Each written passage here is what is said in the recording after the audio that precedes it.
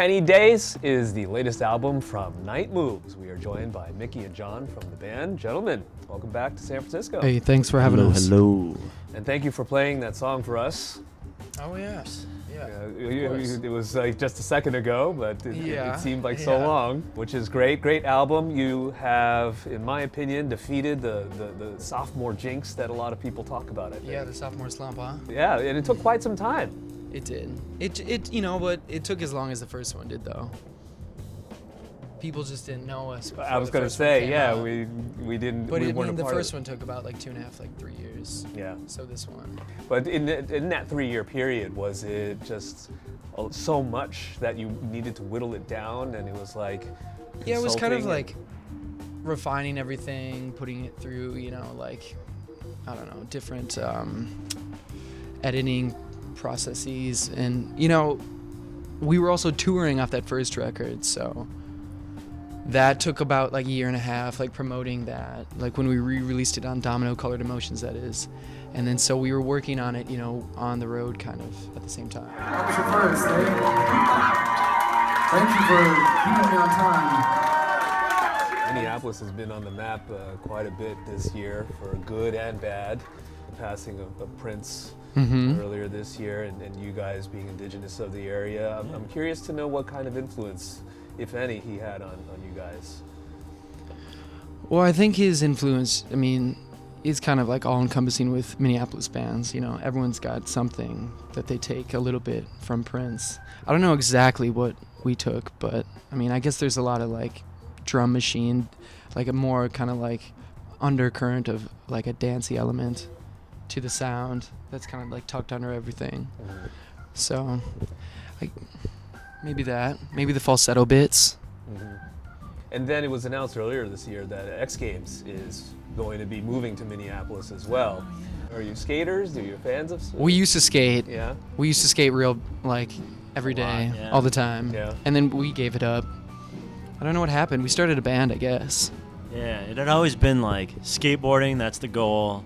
Playing music was kind of the side thing, and then everyone just else got so good at skating, and it kind of swapped. Yeah, it gets to goals. a point, like you have to exceed a certain threshold at a certain age to like keep doing it, and your body doesn't like, I guess, adapt. Like you can't throw yourself down like 10 stairs anymore and still feel good. Yeah. And then you also kind of have to sacrifice time in order to learn, get better at skating or get better at your instrument.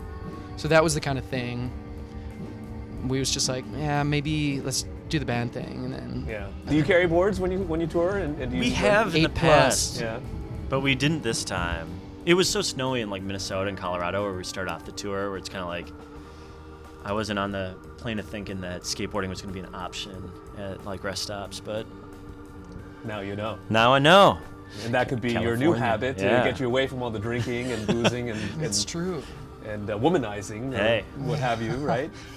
No. Now that the album has been out for some time, how do you feel about it? Because usually as an artist, you work so hard on it, and then you put it out there. And then you And have now- regrets. and then- Sure. I don't want to say regrets, but Yeah. There's always a few little things that you wish you could go back and change, like, oh, if I could redo that vocal part. But I think the songs themselves are pretty good structurally about the record. See, I ask this because it's well known, or not well known, but it's like I- it's always talked about that Yeah. you're Yeah. Mr. PhD. Oh no. That was just one guy's opinion. Do you analyze yourself the same way that you do when you study other artists and like the classics and those kind of things? I suppose. Yeah. Maybe that's why you're so hard on yourself. Maybe. Mickey, I what don't do you? Yeah, I don't know. He thinks a lot about his songs, but who wouldn't? Yeah. Got to get them perfect. Do you do anything different live to try to make up for it? Sometimes, we do like a version that sounds more like the demo than the album version. Like there's this song Starlight Stroll, and that we kind of took it back to like how the demo sounded. That was fun. That's nice. Yeah. Bedroom's a little different. Only to live in your memories. Yeah. A little different. Yeah. We structured that one kind of like the demo. So yeah, kind of like that. It's like a way to like get it to how you originally had heard it. Right. Which is the most fun to play? Which one you're like, man, I mean, just as when we Carl first recorded, Sagan, yeah. awesome. You know, Denise, Don't Want to See You Cry. I Yeah. like playing that one. yeah, You did Leave pretty Your Light well. On. That one's really fun too. yeah.